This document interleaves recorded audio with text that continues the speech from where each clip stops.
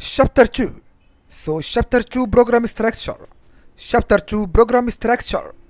In this chapter, we'll start to do things that can actually be called programming, and we will expand our comment of the JavaScript language beyond the nouns and sentence fragments and we have seen so far, to the point where we can express meaningful prose.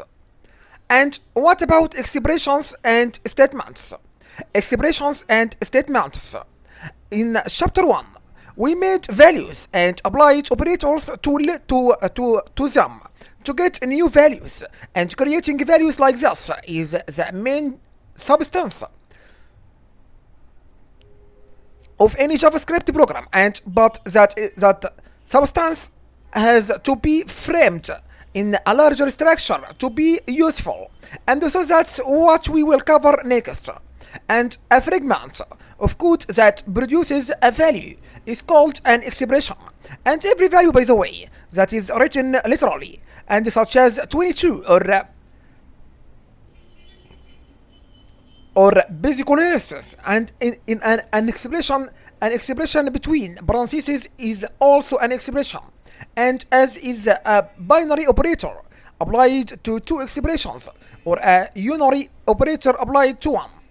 This shows part of the beauty of a language-based interface, and expressions can contain other expressions in a way similar to how substances in human language are nested. And a substance can contain its own substances, and so on. This allows us to build expressions that describe arbitrarily complex computations. And if an expression corresponds to a sentence fragment, a JavaScript statement corresponds to a full sentence. To a full sentence. And a program is a list of statements, and the simplest kind of statement is an expression with a semicolon after it. This is a program, by the way. Like this command now. One semicolon and false semicolon. And it's a useless program. So an expression can be content to just produce.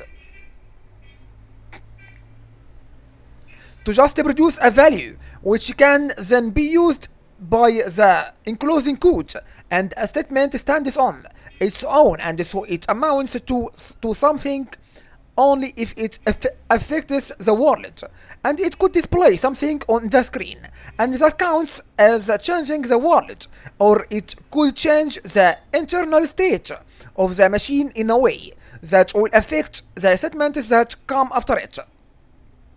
By the way, these changes are called side effects, and the statements in the previous example just produce the values 1 and true and then immediately throw them away. This leaves no impression on the world at all. And when you run this program, by the way, nothing observable happens, and in some cases, JavaScript allows you to omit the semicolon at the end of a statement. In other cases, it has to be there, and or the next line will be treated as part of the same statement, and the rules for when it can be safely omitted are somewhat complex and error-prone. And so in this book, every statement, by the way, that needs a semicolon will always get one, and I recommended you do the same at least until you have learned more about the subtitles of missing semicolons.